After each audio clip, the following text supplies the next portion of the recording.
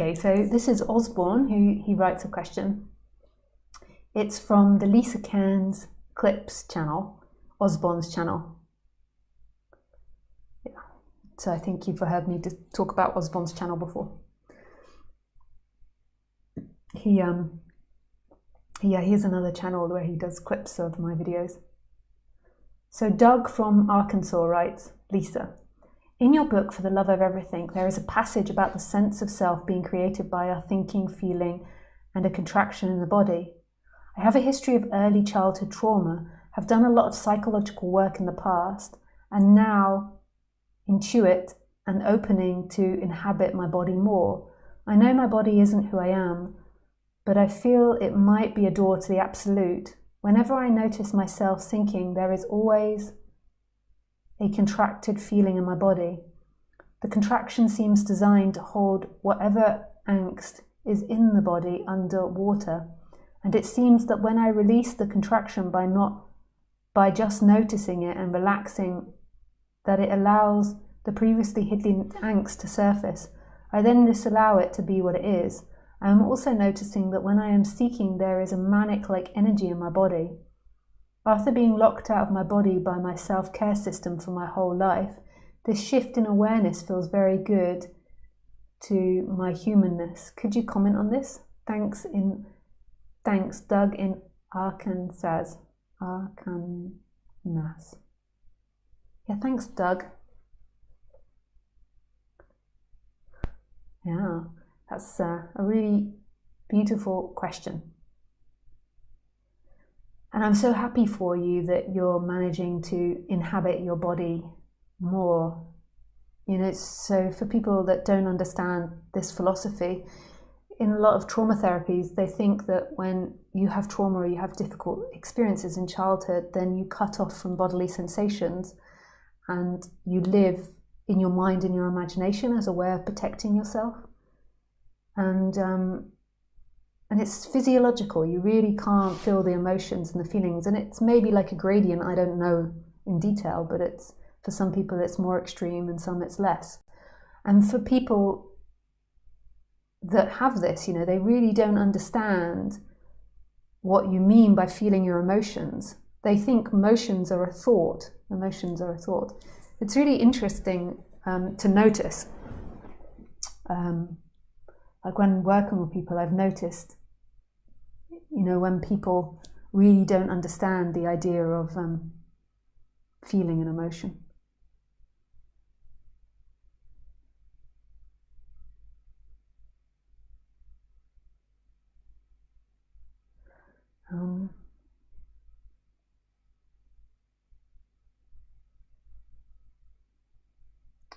So sometimes in the stages of waking up, which in the end become no stages, because stages is an idea that belongs to you and goes along in time, whereas waking up is the remembering of what is, which is timeless and spaceless.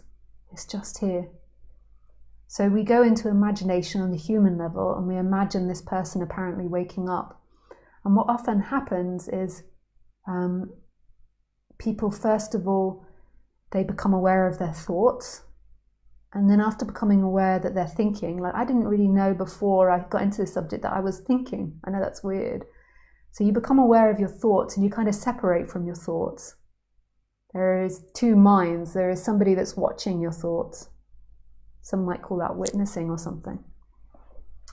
And then after breaking away from your thoughts, there is often a traveling down into the body and into feelings and into emotions.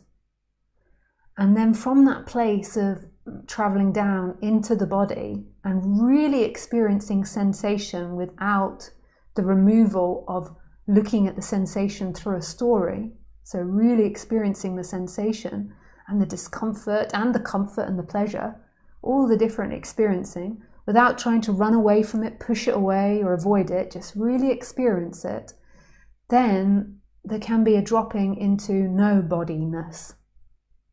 So your body begins to lose its boundaries, your senses begin to lose their boundaries, and it stops being my body that's in relationship to the world, and then it just starts to begin to be everything. So often people say that the body is the portal into the absolute. But you've got to remember that that's also imagining, that's in a story.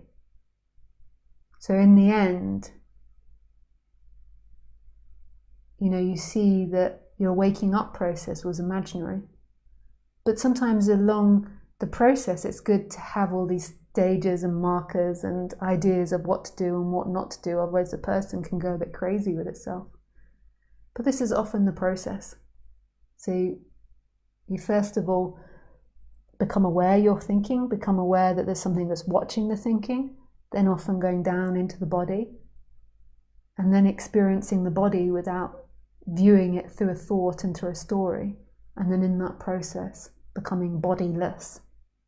So then there is fear, but it's nobody's fear. There is happiness, but it's nobody's happiness. There is tummy upset, but nobody's tummy upset.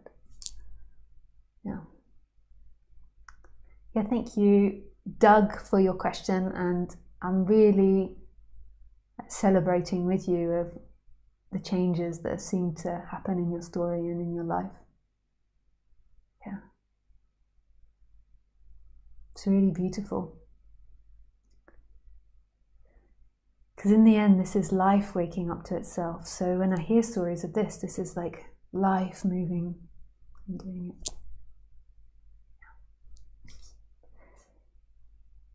It's so funny. Sometimes I feel things and they feel so deep, and then I articulate them and they come out in such a shallow manner. It's like I can't quite get the depth of how that feels.